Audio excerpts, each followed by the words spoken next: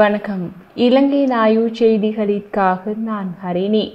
அடுத்த மாதம் நடக்கவுள்ள உள்ளூராட்சி சபை தேர்தல்களில் யாழ்ப்பாணம் தேர்தல் மாவட்டத்திலிருந்து தேர்ந்தெடுக்கப்பட்ட நாடாளுமன்ற உறுப்பினர் ராமநாதன் அர்ச்சுனாவின் சுயேட்சை குழு போட்டியிட்டால் அவர்களுக்கே வெற்றி வாய்ப்பு பிரகாசமாக இருக்கிறது என்பது யாருக்கு தெரியுமோ இல்லையோ, ஆளும் கட்சியான தேசிய மக்கள் சக்திக்கு நன்றாகவே தெரியும்.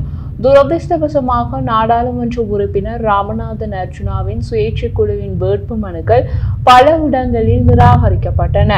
வேட்பு மனுக்கள் நிராகரிக்கப்பட்டது தவறு என்று பல இடங்களில் நீதிமன்றங்களில் வழக்குகள் தாக்கல் செய்யப்பட்டுள்ளன. அந்த வழக்குகள் வெற்றி பெற்றால் நாடாளுமன்ற உறுப்பினர் ராமநாதன் அர்ச்சுனாவின் சுயேட்சை குழு நிராகரிக்கப்பட்ட இடங்களில் தேர்தலில் போட்டியிட முடியும். உள்ளாட்சி தேர்தல் எதிர்வரும் மே மாதம் 6ஆம் தேதி நடைபெறவுள்ள நிலையில் பல இடங்களில் தொடரப்பட்ட வழக்குகளில் இன்னமும் தீர்ப்பு வழங்கப்படவில்லை. நிராகரிக்கப்பட்ட வேட்பு மனுக்கள் தொடர்பான வழக்குகளில் தீர்ப்பு வெளியாகும் வரை தலைநகர் கொழும்பில் மாநகர சபை உட்பட 18 உள்ளூராட்சி சபைகளின் தேர்தல்களை தடை செய்யுமாறு வழக்கு தொடரப்பட்டு நீதிமன்றம் இடைக்கால தடை உத்தரவு பிறப்பித்தது. இன்று அதில் ஒரு முக்கிய திருப்பம். கொழும்பு மாநகர சபை உட்பட 18 உள்ளூராட்சி சபைகளுக்கும் மே 6ஆம் தேதி நடைபெறவிருந்த உள்ளூராட்சி மன்ற தேர்தலை தடை செய்ய இடைக்கால உத்தரவை மேன்முறையீட்டு நீதிமன்றம் இன்று ஏப்ரல் 11ஆம் தேதி நீக்கியது. இதன் மூலம் இந்த உள்ளூராட்சி மன்றங்களின் போட்டியிட்ட முன்பு சமர்ப்பிக்கப்பட்டு நிராகரிக்கப்பட்ட வேட்பு மனுக்களை மீண்டும் ஏற்றுக்கொள்வதற்கும் நீதிமன்றம் அனுமதி வழங்கியுள்ளது. இதன் அர்த்தம் யாழ்ப்பாணத்திலும் இதேபோல உள்ளூராட்சி மன்றங்களில் போட்டியிட முடியும். முன்பு சமர்ப்பிக்கப்பட்டு நிராகரிக்கப்பட்ட வேட்பு மனுக்களை மீண்டும் ஏற்றுக்கொள்வதற்கு நீதிமன்றம் உத்தரவிடலாம். அப்படி உத்தரவிடும் பட்சத்தில் நாடாளுமன்ற உறுப்பினர் அர்ச்சுனா ராமநாதனின் சுயேட்சை குழுவின் நிராகரிக்கப்பட்ட வேட்பு மனுக்கள் ஏற்றுக்கொள்ளப்படலாம். இன்று கொழும்பில் மேன்முறையீட்டு நீதிமன்றத்தின் பதில் தலைவர் மொஹமட் லபார் தாஹீர் மற்றும் நீதியரசர் பிரியந்த பெர்னாண்டோ ஆகியோரின் உறுப்பினர்கள் அடங்கிய நீதியரசர்கள் குழு சட்டமா அதிபரால் தாக்கல் செய்யப்பட்ட மனுவை பரிசீலித்த பிறகு இந்த உத்தரவை பிறப்பித்தது. கடந்த மார்ச் 20ஆம் தேதி முதல் தேசிய தேர்தல் முறைப்பாடுகள் மையம் மற்றும் தேர்தல் முறைப்பாடு மையங்களின் மொத்தம் 1046 முறைப்பாடுகள் பதிவு செய்யப்பட்டுள்ளதாக தேர்தல் ஆணைக்குழு தெரிவித்துள்ளது. ஒரு உள்ளாட்சி சபையில் ஒரு வேட்பாளரின் மனு நிராகரிக்கப்பட்டது தவறு என்று தீர்ப்பு வழங்கப்பட்டால் நிராகரிக்கப்பட்ட அனைத்து வேட்பு மனுக்களும் மீள் பரிசீலனைக்கு எடுத்துக்கொள்ளப்பட வேண்டியிருக்கும். இப்போது என்ன காரணத்திற்காக ஏற்றுக்கொள்ளப்படுகின்றன என்பது தெளிவாக தெரியவில்லை. ஆனால் பெரும்பாலும் அதே காரணத்திற்காக நாடாளுமன்ற உறுப்பினர் ராமநாதன் அர்ச்சுனாவின் சுயேட்சை குழுவின் வேட்பு மனுக்களும் நிராகரிக்கப்பட்டிருக்கலாம். இன்று வெள்ளிக்கிழமை கொழும்பு மேன்முறையீட்டு நீதிமன்றத்தில் இந்த தீர்ப்பு வெளியாகியுள்ள நிலையில் அது பற்றிய முழுமையான விபரங்கள் திங்கட்கிழமைதான் வெளிவர வாய்ப்புள்ளது. உள்ளாட்சி தேர்தல் எதிர்வரும் மே மாதம் 6ஆம் தேதி நடைபெறவுள்ள நிலையில் பல கட்சிகள் தங்கள் பிரச்சாரங்களை ஏற்கனவே தொடங்கிவிட்டன. நாடாளுமன்ற உறுப்பினர் ராமநாதன் அர்ச்சுனாவின் சுயேட்சை குழு வேட்பு மனுக்கள் நிராகரிக்கப்பட்ட இடங்களில் போட்டியிட இறங்கினால் பிரச்சாரம் செய்வதற்கான நாட்கள் மற்ற கட்சிகளை விட குறைவாகவே இருக்கும். மிக துரித கதியில் பிரச்சாரம் செய்ய வேண்டியிருக்கும். ஆனால் அதே நேரத்தில் நாடாளுமன்ற உறுப்பினர் ராமநாதன் அர்ச்சுனாவின் சுயேட்சை குழுவுக்கு வாக்களிக்க முடிவு செய்திருந்த வாக்காளர்கள் வேறு எந்த கட்சிக்கு வாக்களிப்பது என்றிருந்த குழப்ப நிலை இல்லாது போய்விடும். யாழ்ப்பாணம் தேர்தல் மாவட்டத்திலிருந்து தேர்ந்தெடுக்கப்பட்ட நாடாளுமன்ற உறுப்பினர் ராமநாதன் அர்ச்சுனாவின் சுயேட்சை குழுவின் வேட்பு மனுக்கள் பல இடங்களில் நிராகரிக்கப்பட்ட நிலையில் அவருக்கு கிடைத்திருக்கக்கூடிய வாக்குகளின் கண் வைத்துள்ளது ஆளும் கட்சியான தேசிய மக்கள் சக்தி. உள்ளூராட்சி சபை தேர்தல் நடக்கவுள்ள நிலையில் மீண்டும் சிங்கள அரசியல்வாதிகள் வடக்கு கிழக்கில் உலாவ தொடங்கியுள்ளார்கள். இன்று யாழ்ப்பாணத்தில் பிரதமர் ஹரிணி அமரசூரிய பல இடங்களில் பிரச்சாரத்தை மேற்கொண்டார். வார இறுதியில் ஜனாதிபதி அனுரகுமார யாழ்ப்பாணத்திற்கு செல்வார் என்று எதிர்பார்க்கப்படுகிறது. இன்று வெள்ளிக்கிழமை கோவில்களில் அதிக மக்கள் கூட்டம் இருக்கும் நிலையில் அவர் கோவில்களுக்கு சென்றுள்ளார். யாழ் மாவட்டத்திற்கு தேர்தல் பிரச்சாரங்களை முன்னெடுக்க சென்றுள்ள இலங்கை பிரதமர் இந்து ஆலயங்களின் பிரச்சாரங்களை முன்னெடுப்பதாக குற்றச்சாட்டுகள் எழுந்துள்ளன.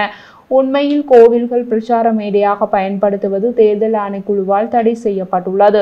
தேர்தல் பிரச்சார அல்லது ஊக்குவிப்பு நடவடிக்கைகளுக்காக எந்தவொரு சமயத்தளத்தையோ சமயத்தளத்திற்கு உரித்தான காணியொன்றையோ ஆதனம் ஒன்றையோ பயன்படுத்துவதை தவிர்த்து கொள்ள வேண்டும் என உத்தரவிடப்பட்டுள்ளது. தேர்தல் ஒழுக்க நெறிக்கோவை என்று ஒரு பிரச்சாரத்தை தேர்தல் திணைக்களம் வெளியிட்டுள்ளது. அதில் தெளிவாக குறிப்பிடப்பட்டுள்ளது. தேர்தல் ஒன்றின் போது தேர்தல்களில் போட்டியிடுகின்ற அரசியல் கட்சிகள் அல்லது சுயேட்சை குழுக்கள் அதிகாரிகள் மற்றும் வேட்பாளர்கள் ஆகியோரினால் பின்பற்றப்பட வேண்டிய ஒழுக்க நெறிக்கோவையில் இந்த விஷயம் தெளிவுபடுத்தப்பட்டுள்ளது.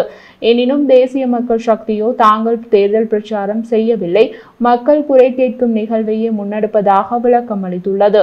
இன்று வெள்ளிக்கிழமை நீர்வேலி கந்தசுவாமி கோவிலில் தேர்தல் பிரச்சார பதாதைகள் கட்டப்பட்டிருந்தது தொடர்பில் முறைப்பாடு செய்திருந்ததாகவும் முன்னாள் வலிகாமம் கிழக்கு பிரதேச சபை தலைவர் நிரோஸ் தெரிவித்துள்ளார். அவர் மேலும் தெரிவித்த போது, முறைப்பாட்டை அடுத்து பதாதைகள் மட்டுமே அகற்றப்பட்டன. வேட்பாளர்கள் கோவில் வளாகத்தில் பிரச்சாரம் செய்ய முடியாது என்றேன். அதை தேர்தல் அதிகாரிகளும் ஆமோதித்தனர். பாதுகாப்பு தரப்புகளின் அதிகரித்த பிரசன்னத்தில் வேட்பாளர்களும் மேடை ஏறி தம்மை அறிமுகப்படுத்தி வாக்கு கேட்பது நடந்ததாகவும் அவர் தெரிவித்துள்ளார்.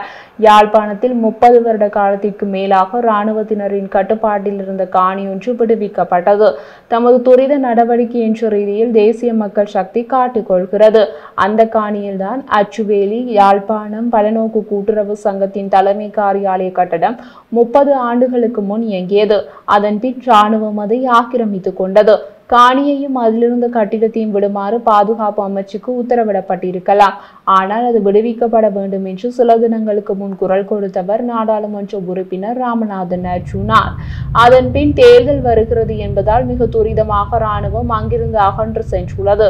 யாழ்ப்பாணம் அச்சுவேலி பலநோக்கு கூட்டுறவு சங்கத்தின் தலைமை காரியாலய கட்டடம் மற்றும் அதனை சூழவிருந்த சுமார் 8 பரப்பு காணி இராணுவத்தினரால் விடுவிக்கப்பட்டு வலிகாமம் கிழக்கு பிரதேச செயலாளரிடம் உத்தியோகபூர்வமாக கையளிக்கப்பட்டது. அதன் பின் பிரதேச செயலாளரினால் அச்சுவேலி பலநோக்கு கூட்டுறவு சங்க பொது முகாமையாளரிடம் ஒப்படைக்கப்பட்டது. பலநோக்கு கூட்டுறவு சங்கத்தின் தலைமை காரியாலயம் இதுவரை காலமும் மாற்றிடம் ஒன்றில் இயங்கி வந்தது. நாடாளுமன்ற உறுப்பினர் ராமநாதன் அர்ஜுனா குரல் கொடுத்ததில் இப்படி ஒரு நல்ல விஷயம் நடந்திருக்கிறது. யாழ் பலாலி வீதி திறக்கப்பட்டது தேர்தலுக்கு முன்பு வாக்குகளை பெறுவதற்கான மற்றொரு நடவடிக்கை என ஸ்ரீலங்கா பொதுஜன பெரமுன கட்சியின் நாடாளுமன்ற உறுப்பினர் நாமல் ராஜபக்ஷ தெரிவித்துள்ளார்.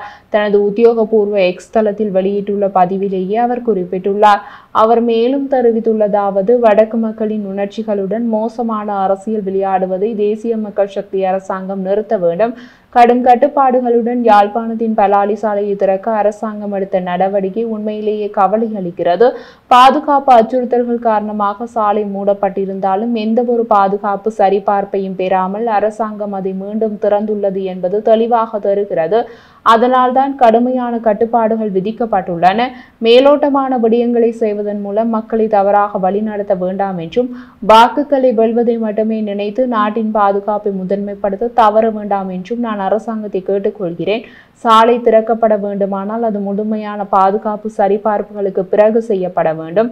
மேலும் பொதுமக்களின் பாதுகாப்பை மனதில் கொண்டு அனைத்து தடைகளும் இல்லாமல் திறக்கப்பட வேண்டும் என தெரிவித்துள்ளார். தேர்தல் நாள் வருவதற்கு முன் இன்னும் எத்தனை மாயாஜாலங்கள் யாழ்ப்பாணத்தில் நடக்கப் போகிறதோ தெரியவில்லை.